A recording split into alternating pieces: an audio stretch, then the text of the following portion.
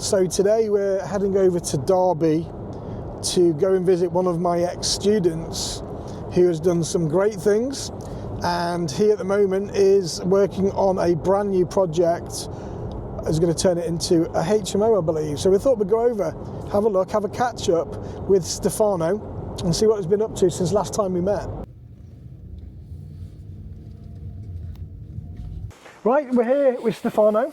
How you doing? Very well, very well. It's been a long time. It's been a while since your mastermind. So how long ago was it, do you think? So end of 2019. So quite a long time, almost 5 years. Yeah. And you've been doing a lot of things since we've last met. We've been trying to build up a portfolio. We had a bit of a break in between, and we fell into sourcing, believe it or not. How did that go? Very well. It's part of our business now. Right. So so that's flourishing. But we're now in a position where we want to build a portfolio again. So, right. Okay. So what's your portfolio looking like at the moment? We've got 5 at the moment. So we've got 2 in Hull, 3 here in Derby. So, 5 what?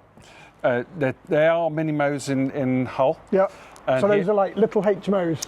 And we've got 1 mini-mo and 2. Well, this is the third one. So 6-bed HMOs. And are you buying these? We are, yes. Are you using your own money? No. Leveraging the banks, of course. Okay. As you taught us. Yeah. So you're putting your own deposits down? We have put our deposit. We've had to put fractionally a bit more than we would have liked, but I suppose it's the name of the game. But, Absolutely. Right, so talk about this one then. So where are we? We're in Derby, right? So we are in Derby. This is a crucial area because it's HMO. Let's say not HMO heavy, but it's a lot of students. It's a lot of students, but a lot of professionals as well. Is it Article 4 here? It will be in May. Oh, nice. Yes. Even better. Yeah. Snap them up before May then. Absolutely. Well, we've actually bought. This is the last one we're going to buy now because I think we don't have enough time to do the get it all refurbs. ready. Yeah. And then all of a sudden you're going to have a house that you can't use. Correct. So, okay, so we are here. So what is this house then? So we step back, George. It's a 1900s building. Obviously, it's side access. So we're converting this from a 2-bed to a 6-bedroom HMO. So I'm guessing this was one house at one point? It was, yeah. And it's been separated to Well, actually, I'm not too sure because that's a flying freehold. Right. I think this is the way these houses were built. Okay. On this stretch of the road, anyway. So. Have you got a cellar? We have indeed, yeah. Which we've completely gutted. We're not doing anything at the bottom. We're just using as a storage space at some point. And I'll show you what we're actually doing, because we've had to ingeniously create the space to enable us to put. So what was it when you bought it? It was a 2-bedroom house. Just a 2-bedroom house. Indeed, okay. Yeah. Was there somebody living here? Was there? There was. It was no middle-aged couple actually. Right. And you're turning it into a 6-bed HMO with 2 beds from 6 beds from 2 beds. From 2 beds to a 6-bed, but the 6 beds will contain as well self-contained studios. Wow. What's the square metre of the house then? 100. The start off was 110. Okay, so it's a good size for a 2-bed house. Yeah, it's like a TARDIS. An integral drain pipe or something. It is, yeah. Yeah. But we're going to have to do a bit of for the drainage system. Yeah. Well, you need to connect it back up first. Correct. Yeah. All right, let's go and have a look then. Yeah. Right. So we'll talk about numbers if that's okay in a bit. Yes, indeed. Next week we've had a bit of a delay with plastering and stuff, so that's starting next week. So when we talk about back to brick, this is the epitome of exactly what we mean. So literally, you rip everything out and you just go back to the brick and then start again, effectively. So this is the first studio room. So what was this then? This was the living room? This was a lounge, yeah. Right. This was a lounge. There was a really nice. It was a shame. There was a really nice fireplace here, but we had to take down because obviously for space. Is there anything on the other side? I can't remember. No, that's our. So you didn't need party wall or anything then? This side we did. On that side. We had a bit of grief. Right. With that, but we came through in the end. It cost us about a week and a half. Always does, doesn't it? Did you have to pay for their legals? No, luckily, but we had to put provisions in place that if any damage was caused, then obviously we would cover the cost towards any repair work. So Party Wall Act, Party Wall Act, etc. it's actually called, means that if you've got a property adjoining another property and you're going to do anything that could potentially put their foundations at risk or anything to do with their property at risk, you have to serve the Party Wall Act, etc. onto them. They then can instruct a solicitor and a surveyor, and then the surveyor can talk to the builder just to see what the risk levels are, if any. And you're not really supposed to go ahead with the work until you've done that. However, not everybody does it. And if you remember one of my videos from about 1.5 years ago, one of my houses, the guy literally just ripped the side of his wall out that was adjoining my kitchen wall, and he didn't do it. But that's what that means in case you're wondering. Right, so we've got the back to brick. So first fix going in. Yes, indeed. So first fix, we've got the stud on the top there, got the plumbing in the top, your drainage for your ensuite upstairs, and then your fire alarm system, which is the red wire there. And then you've got this little support then here. Is this the fireplace was there, was it? Yes, it was, yeah. Okay. But here, this side is going to be the kitchenette, the studio kitchenette. Right, okay, cool. Obviously bed that side, and this is the ensuite. So we. Sorry, go on. Cellar text for heat for insulation. Insulation, indeed. And then you've got, is that rock wool? It is. For your soundproofing? Yep. So rock wool to go in between the studding when the studding gets put on. And through here, we created this space, because this used to be the airing cupboard, I suppose. Not airing cupboard, sorry, the broom cupboards. Right. Which was literally this square meterage. But we've, probably with the light, and then we just created this cell-shaped ensuite. So this is going to be the ensuite for this room. It's going to be a nice space, isn't it? It's going to be decent, yes. I've got ensuites a lot smaller than that. A lot. They are. I've put an ensuite into, like, you know, the recess of chimney breasts. Right. Literally. But the demand for both the internal space as well as the bathroom has increased in Derby, so we're kind of trying to cater the market. I'm intrigued. This is your cellar. So basically, what the builder had an ingenious idea which we weren't happy with. This is basically going to give us sole access to the cellar if we need to get access to it. We're not going to have any services down there anymore. Right. Because of the layout, we thought it would be best just to keep this as a... So how big is your cellar? It's quite big. Is it? Let's have a look. You can if you want. Is it safe? It's safe-ish, but it's a decent size. Come on, let's go and have a look. What's your head, George? Where do you want to... Careful. Hold on, let me get my light in it. Have you got public liability insurance and professional indemnity? We have all of that, as you taught us. I love coming down cellars. Right, hang on a minute. There's nothing live down here, is there? No, there isn't, no. Right, what's your feet? Okay, so you couldn't use this for anything but storage really, could you? Unless you wanted to dig down. Correct. So... What's that? That's about, not even 6 foot, is it? About 5'10"? Yeah, about that, I reckon. About 5'10". So you've got soil pipes coming through there as well. Yeah, we wanted to possibly put an airing system there at the bottom, just to prevent any... What, like an Enviro vent? Yeah, something like that, yeah.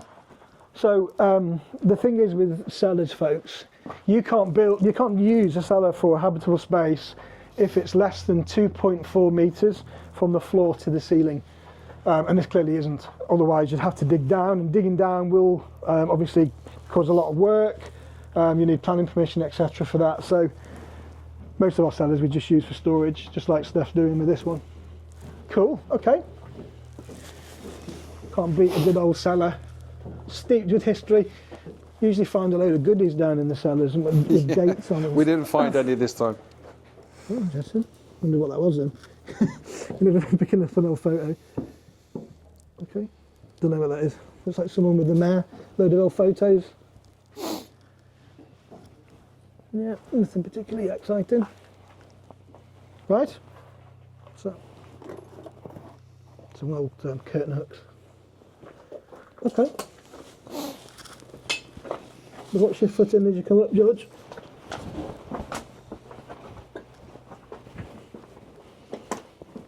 Careful your back. So as you can see, I've done this a long time. As you can see, we've obviously shortened that because that's going to be like an airing cupboard for the room inside. So who designed the project for you? It was a local architect. They've got, I suppose, the monopoly of HMO designs in so they know what they're doing. So they know what they're doing. It made sense. So what have you knocked out here then? Obviously, there's a load. So this used to be, the corridor used to actually come up to this point. This used to be the access to the cellar. Okay. And then we just created this stud. That's going to be the communal kitchen, which I'll show you in a minute. Cool. So you've got the old lath and plaster on here then? Yep. It's not listed, no? No, it's not. No. So lath and plaster, folks, is that literally? So those are the laths. Yeah. And you just wodge the plaster over the top, and sometimes the plaster would have to, it's not generally, well, probably wasn't lime plaster, sometimes it'd have to be made up of horsehair. And if you've got a grade 1 or 2 listed building, very often you've got to put like for like. So if you're taking lath off, you've got to put lath back on again. Right, let's just put the light back on here. Oops. Right, so we're walking into, so this is going to be the main entrance. So Indeed. are you having your, what are you having a vented system here? No, this is just going to be the cupboards for Just the cupboard. for fire alarm and the consumer unit. Consumer unit. Indeed, we might have another socket in here. Right. So yeah, that's just Cool. You know, you talked about the EnviroVent system. yes. So I think whilst you're at this rip-out stage, you should get them to come out and put one in. Yeah. Because you only probably need, well, I don't know, it's not a huge house, so you Yeah. probably might only need one unit. Yeah. And then just with vents going into each Yeah. room. Yeah. Well, that's the idea effectively. So this is the communal kitchen area. We had to open up this window here because there was limited light. Unfortunately, the way with that they designed it, we couldn't get a window in here. A door big enough. So we just got a bigger window so more light can come inside. Okay. So here we're going to probably we're having the idea of having an exposed wall. Yeah. Nice. Okay. As a feature wall. Yeah. And obviously TV, your fridge and your Okay. tumble dryers and that. What are your minimum room sizes here then? Minimum, the usual. So it's 10 for. It's 10 and. 10.22. Yeah. Yeah. And, But ours our minimum are the studios are 14. are they?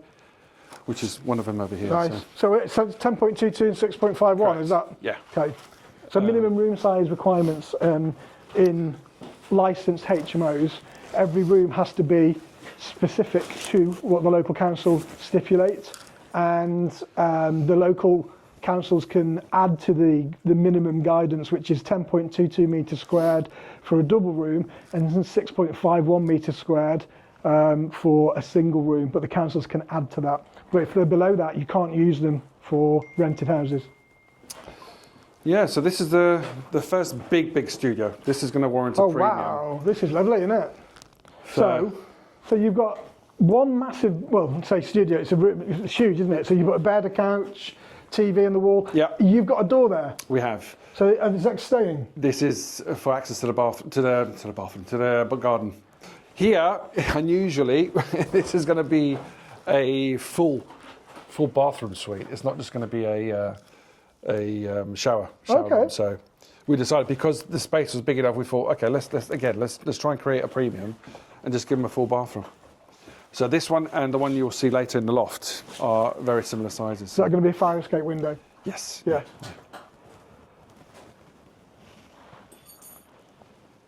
It's a good house, isn't it? Nice project. I'm thinking here, you know, wet room. We thought we thought about that, but costing wise, I think Too much. it's a little bit too much. Yeah. Just thinking, the ground floor, disabled access, nice and friendly, wet room. We thought about that. Opens it up to a We did different think about market, that. doesn't it? Yeah, it was food for thought at the time, but we went this way. So yeah, so that's this studio.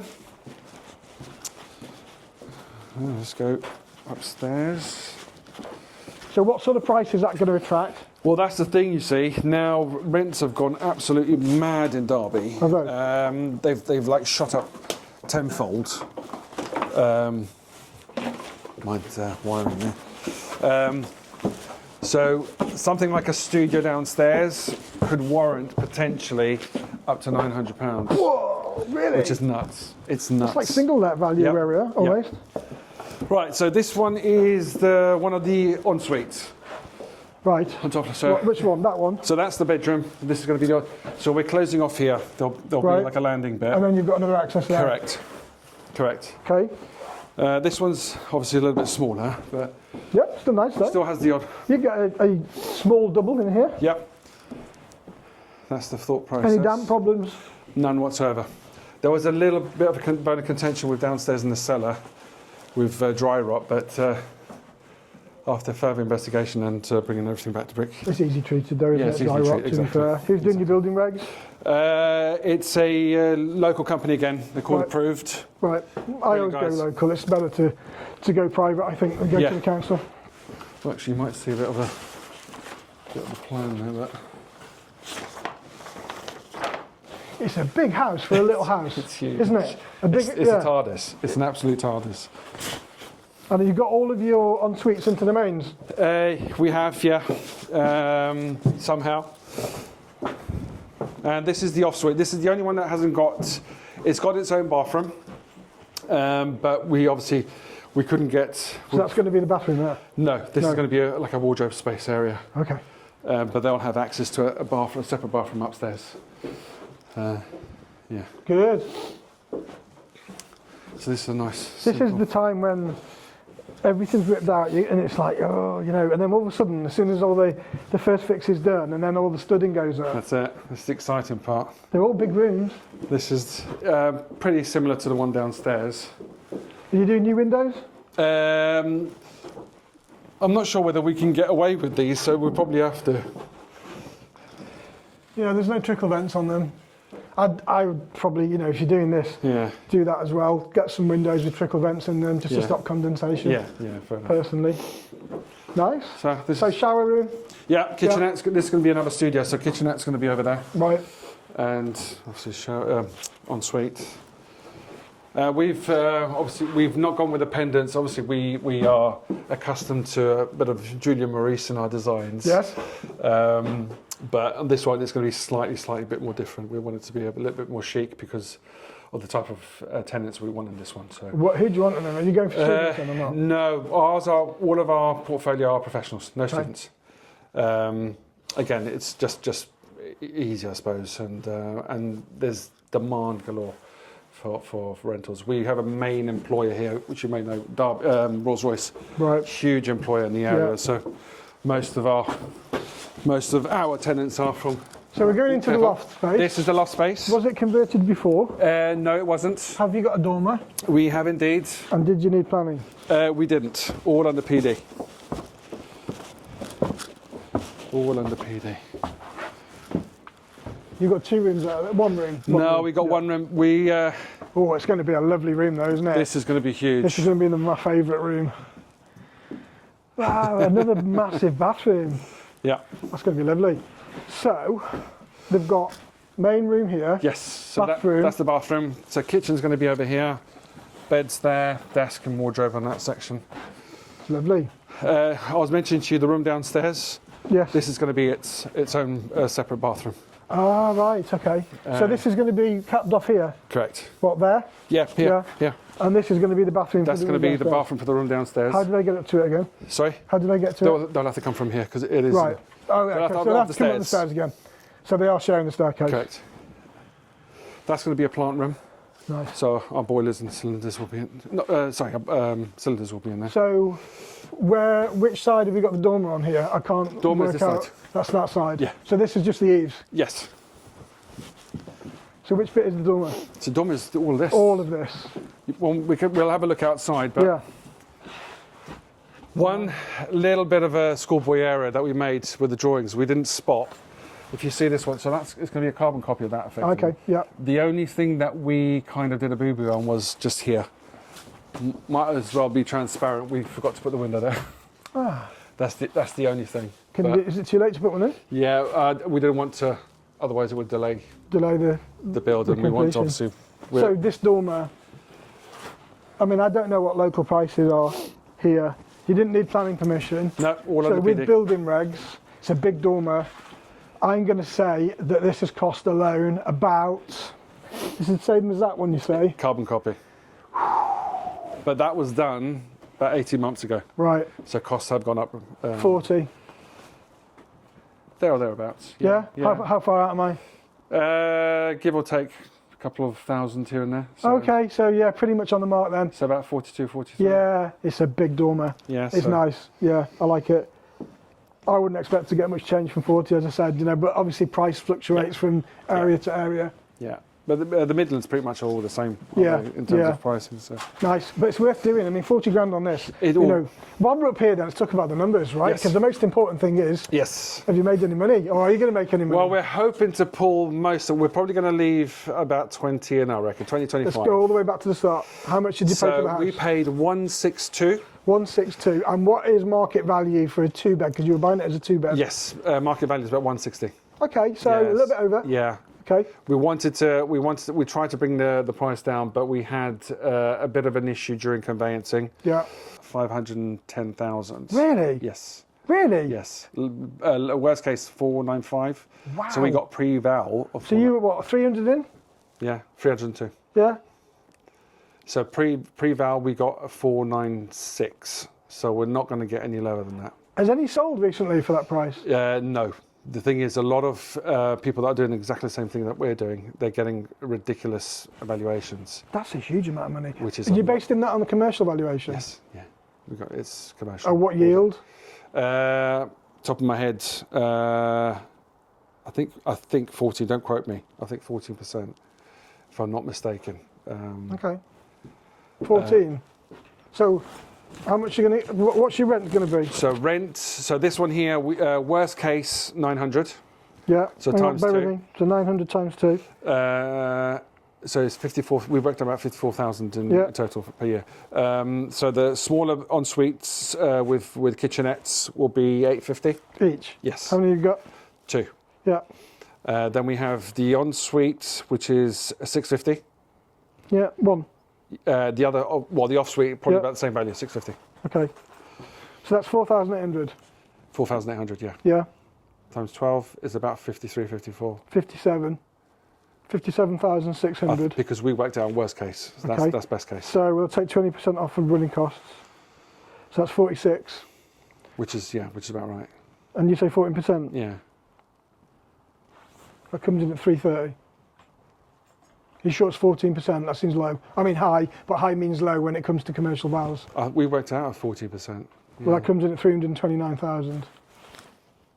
As a valuation? Yes. No. Commercially.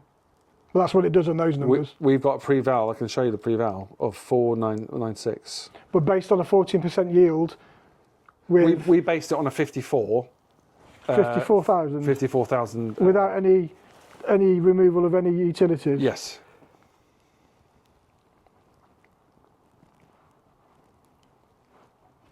That still comes in at 385. Right.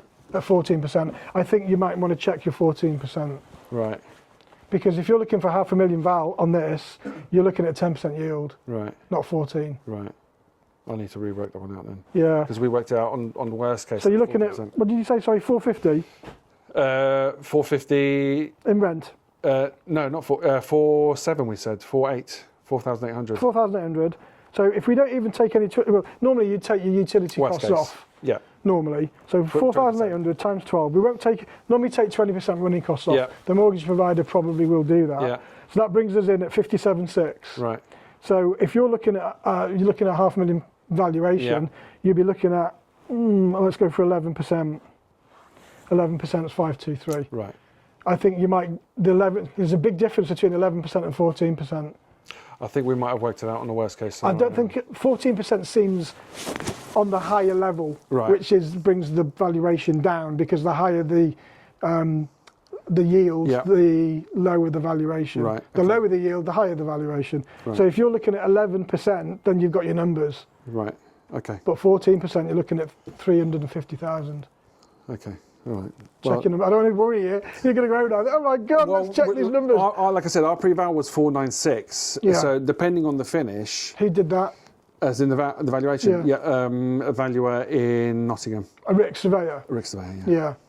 They valued at 496. We've got it on paper, so they can't go any lower than that. Well, they can. It's up to the mortgage provider. So the valuer, is the valuer working on behalf of the lender that's giving you the money? They're on the same panel. But it doesn't mean that the lender will still give you. The valuer it's his opinion. Right. So it's just his opinion. Right. Even though he's a rich valuer, when your mortgage provider comes out, they will give you another valuation based on what they think. The thing is, I found with the other projects, normally when we had the pre-val, we're pretty much on the money. Okay, so let's work out the ROI then. Do you know what it is? No, I didn't. Okay. No. That's the business partner's domain. Total in? Totally 302. 302,000. Yeah. And your annual profit is going to be? Annual profit. 2,500, you say a month? Yeah. So that's net. Yes. So 30,000 divided by 302 times 100. Just under 10% ROI. That's good. So the calculation of it, works out. Yeah, you're right. Yeah, 10%. Well, around about. Yeah. So 10% return on investment. You're not going to get that in our neck of the woods. Back in London and surroundings. So. I mean, I've gone through quite a lot of numbers there. What we've done is we've worked out the commercial yield, Yield and return on investment are two separate numbers. The yield, well, there's two ways of working out yields. You can have a commercial yield based on the rent, and yield is generally what agents will value properties at, because they don't know how much money you've got locked in the deal, so they can't give you a return on investment. So your return on investment is your annual profit divided by your initial investment, and agents don't know what that investment is going to be, so they can't give you an ROI. They have to work out the yield. So we're going to come back in however many months it's going to be. Let's do a side-by-side comparison. And if you've got any questions for Steph, if you've got any questions for me, then please just put them in the comments, let me know, and I'll see you on the next one.